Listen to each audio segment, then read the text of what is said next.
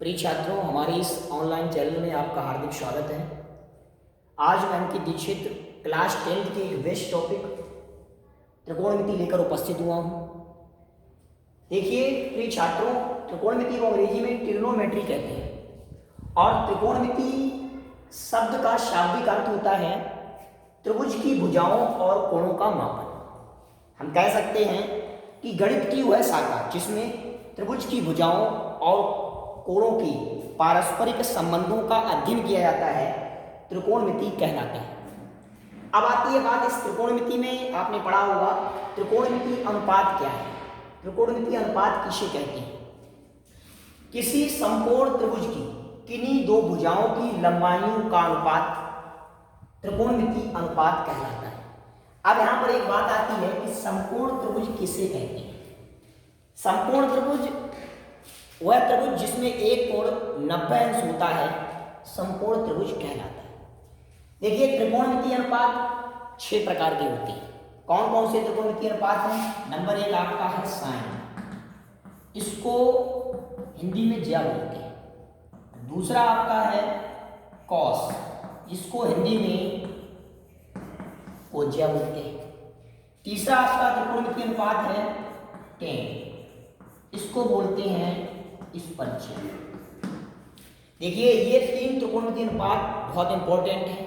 इन्हीं 3 त्रिकोणमिति अनुपातों से अन्य 3 त्रिकोणमिति अनुपातों की उत्पत्ति होती है, क्योंकि त्रिकोणमिति अनुपात 6 प्रकार के होते हैं। मैंने अभी आपको बताया कि त्रिकोणमिति अनुपात 6 प्रकार के होते हैं। साइन का व्युत्क्रम होता है रेसिप्रोकल कॉस, जिसे हम कहते हैं हिंदी में व्युत्क्रम। किसका व्युत्क्रम है? साइन का व्युत्क्रम। साइन को हिंदी में क्या कहते हैं? ज्या। तो कौशिक को हिंदी में क्या कहेंगे? व्युत्क्रम ज्या। कॉस का रेसिप्रोकल क्या कह सकते हैं? व्युत्क्रम सेक होता है। इस कॉस को हम हिंदी में कोज्या कहते हैं, तो सेक को हिंदी में हम क्या कहेंगे? व्युत्क्रम। अब आता है आपका टेन। टेन को हिंदी में स्पर्शिया कहते हैं, तो इसका व्युत्क्रम होता है कॉट, तो इसको क्या कहेंगे? व्युत्क्रम स्पर्शिया। ये 3 त्रिकोणमिति अनुपात बहुत इंपॉर्टेंट है।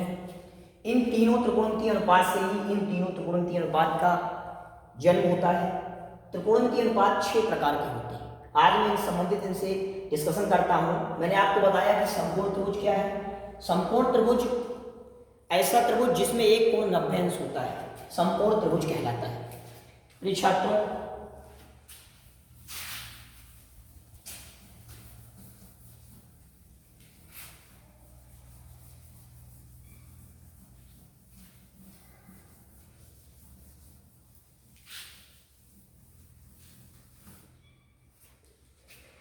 देखिए आज हम समकोण त्रिभुज से पहले डिस्कशन करते हैं। समकोण त्रिभुज क्या होता है? मैंने बताया ऐसा त्रिभुज जिसका ये कोण 90 अंश होता है। मैंने एक त्रिभुज बना लिया, इसका बी कोण है, ये 90 अंश है। ये ए और बी और ये सी एक समकोण त्रिभुज है।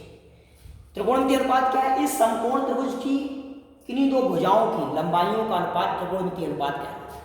अब इसमें इन भुजाओं को क्या क्या कहते हैं? ये जो सीढ़ी के समान लेटी रेखा है, जो सीढ़ी के समान जो लेटी हुई रेखा है, इस भुजा को हम कर्ण कहते हैं। इस भुजा को हम कर्ण कहते हैं। और ये भुजा ये लंब हो सकती है या आधार हो सकती है। ये भुजा लंब हो सकती है या आधार हो सकती है। आप कहेंगे सर ये लंब हो सकती है आधार, या ये लंब या आधार, इसका तात्पर्य क्या है? देखिए हम आपको बताएंगे कि किसी भी समकोण त्रिभुज में जो सीढ़ी के समान लेटी रेखा है वो कर्ण कहलाती है। देखिए कभी भी कोई समकोण त्रिभुज दिया होगा, त्रिकोणमिति एक्सरसाइज में आप देखेंगे तो एक समकोण त्रिभुज दिया होगा, उसमें आपसे 2 कोण पूछे जाएंगे। कभी इस कोण को नहीं पूछा जाएगा। इसका तात्पर्य इसलिए है क्योंकि इस कोण का मान हमें पहले से ही 90 अंश दिया हुआ है। या तो ए पूछा जाएगा या आपसे सी पूछा जाएगा।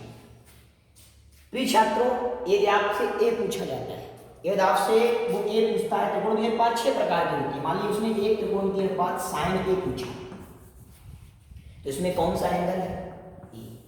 और जब ए पूछा जाएगा तो इसके जो सामने वाली भुजा होगी इस त्रिभुज के, यदि ये कोण पूछा है तो इसके सामने वाली भुजा जो ये है ये होगी आपकी लंब।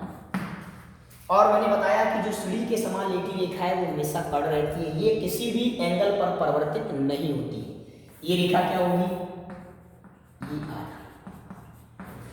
ये तो इसका बेसिक पॉइंट हो गया, जिस कोण को पूछा है उसके सम्मुख भुजा लंब, ये रेखा आधार, और जो सूर्य के समान लेटी रेखा है वो हमेशा कर्ण कहलाती है। प्रिय छात्रों, यदि इसकी एक मैं और तुम्हें बेसिक ट्रिक बताऊं, जैसे कोई त्रिभुज ए बी सी है और इस त्रिभुज में यदि आपसे ए पूछा है तो आप ए दबा लो। ए दबाने के बाद जो शेष बचेगा वो हमेशा आपका लंब, ये हमेशा ट्रिक। अब आपको जब लंब पता होगा, कर्ण तो आपको मालूम है वही रहता है प्रत्येक त्रिभुज की स्थिति में, और लंब जब पता होगा, कर्ण मालूम है, तो आप आधार भी निकाल सकते हैं। जैसे इस त्रिभुज में मान लीजिए ए बी सी त्रिभुज है, मुझे एक त्रिकोणमितीय अनुपात साइन ए पूछ दिया, ए मैंने दबाया, तो ए दबाने के बाद बचा क्या? B C. अब मुझे मालूम है ये भुजा लंब होगी, जब ये लंब होगी तो ये तो कर्ण है, तो ये आपकी भुजा क्या होगी? आधार। मान लीजिए अभी दूसरा त्रिभुज बनाते हैं, ये आपका त्रिभुज है ए बी और सी, ये आपका 90 डिग्री है, इसमें ए पूछा था। ये मान लीजिए हो सकता है किसी सवाल में त्रिभुज इस प्रकार आप बनाएं, ए और सी को कहीं भी लिख सकते हैं, इससे कोई अंतर नहीं। जिस प्रकार हो सकता है आप ए को यहाँ लिख लें, हो सकता है सी को आप यहाँ लिख लें, लेकिन जिस प्रकार जिस कोण को जहाँ पर लिखेंगे उसी के अनुरूप उस कोण में उसकी भुजा होगी। जैसे ए यह मानते हैं तो लंब ये होता है। अब देखिए हम चलते हैं इस कोण पर, यदि मान लीजिए किसी आपके सवाल में साइन सी पूछ लिया, साइन सी पूछा है, तो जब साइन सी पूछा जाएगा तो इस कोण को पूछा गया है, तो इस कोण के सामने वाली जो भुजा होगी ये आपकी क्या कहलाएगी? लंब। मैंने कहा जो कोण आपका पूछा गया है उसके सम्मुख जो भुजा होगी वो भुजा आपकी लंब कहलाएगी। कर्ण हमेशा वही रहता है, कर्ण हमेशा वही रहेगा, और ये क्या होगी? अब देखिए हम इस कोण में उस ट्रिक का पालन करते हैं जो मैंने ये आपको ट्रिक बताई थी। कोई त्रिभुज आपका ए बी सी दिया है, ए बी सी दिया हुआ है, हमसे सी पूछा गया है, साइन सी का मान ज्ञात करना है। एक समकोण त्रिभुज में हमें सी निकालना है, हमने इस सी को दबाया, दबाने के बाद जो शेष बचेगा, मैंने आपको बताया जो शेष बचेगा वो आपका क्या होगा? लंब। तो ये ए बी लंब हो गया। अब आप इस त्रिभुज में देखिए, सी को मैंने दबाया, सी दबाने के बाद क्या बचा? ए बी, तो आपका ए बी क्या हो गया? लंब। अब यहां पर आप सीधी बात ये समझ लें कि यस किसी त्रिभुज में, एक बात समझ लें, किसी त्रिभुज में मान लीजिए समकोण त्रिभुज है, ये 90 डिग्री है, ये ए है, ये बी है और ये आपका सी है। यदि ये कोण पूछा है तो इसके सामने वाली भुजा लंब होगी, ये आधार होगी, और ये हमेशा आपका क्या होगा? कर्ण। यदि सी एंगल पूछा गया है त्रिकोणमितीय अनुपात में, साइन सी पूछा है, तो इसके सामने वाली भुजा लंब होगी, ये आपका आधार हो गया, कर्ण आपका हमेशा वही रहता है। अब हम आपको इसी से संबंधित एक प्रमेय बताते हैं जिसके बारे में आपने पिछली कक्षाओं में पढ़ा भी होगा, पाइथागोरस प्रमेय। पाइथागोरस प्रमेय होती क्या है? पाइथागोरस प्रमेय क्या होती है? किसी समकोण त्रिभुज, किसी समकोण त्रिभुज में समकोण बनाने वाली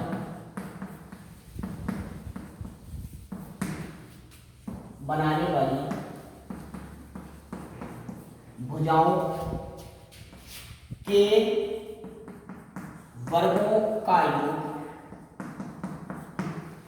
किसी समकोण त्रिभुज में समकोण बनाने वाली भुजाओं के वर्गों का योग त्रिभुज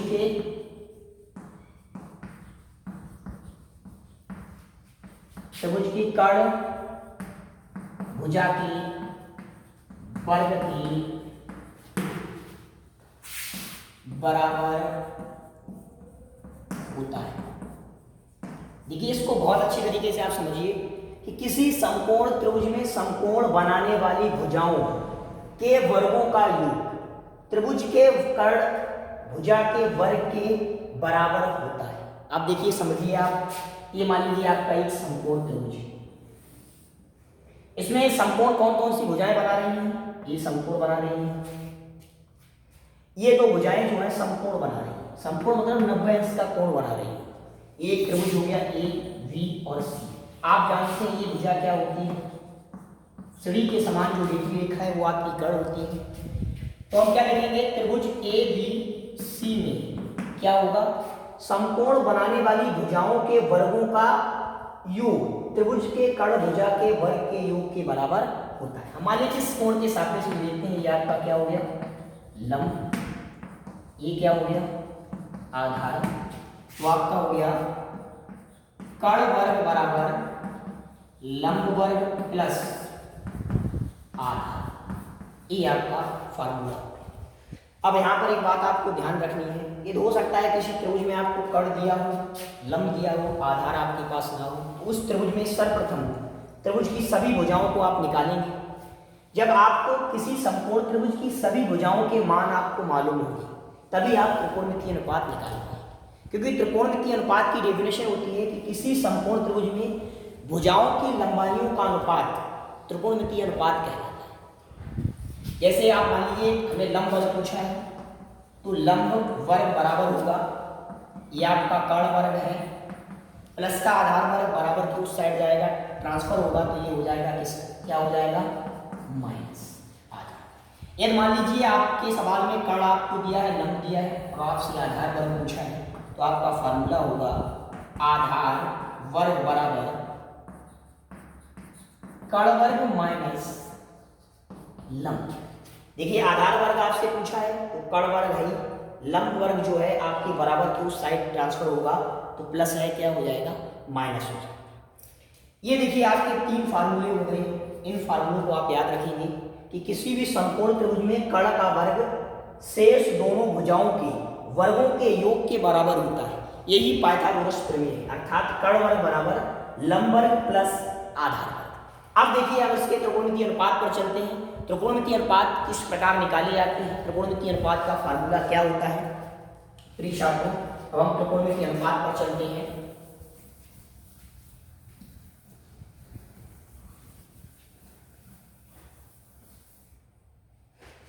देखिए पहला त्रिकोणमितीय अनुपात एक सूत्र होता है लाल बटे,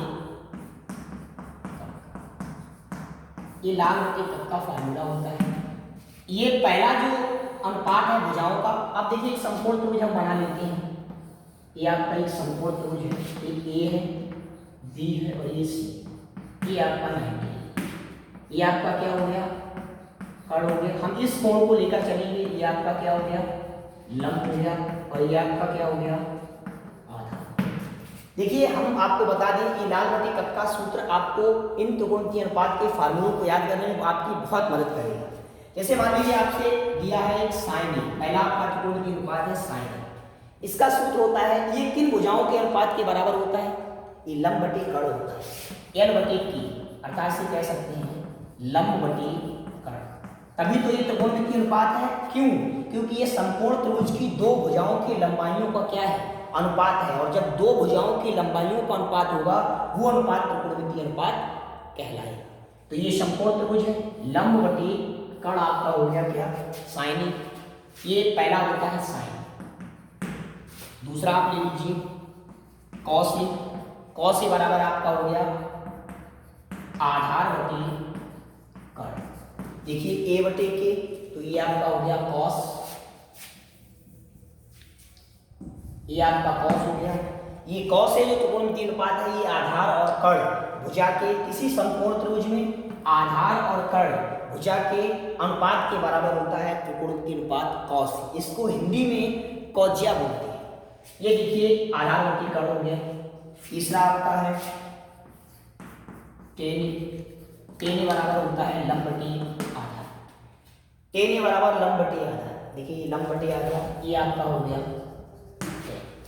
अब देखिए ये आपका हो गया लंब बटे आधार। मैंने आपको बताया था कि ये तीन त्रिकोणमितीय अनुपात बहुत इंपॉर्टेंट है। इन्हीं तीन त्रिकोणमितीय अनुपातों से संबंधित तीन और त्रिकोणमितीय अनुपात हैं। उन त्रिकोणमितीय अनुपातों की उत्पत्ति इन्हीं तीन त्रिकोणमितीय अनुपातों से होती है। कौन कौन से? आप देखिए, चौथा नंबर देखिए, कौशिक।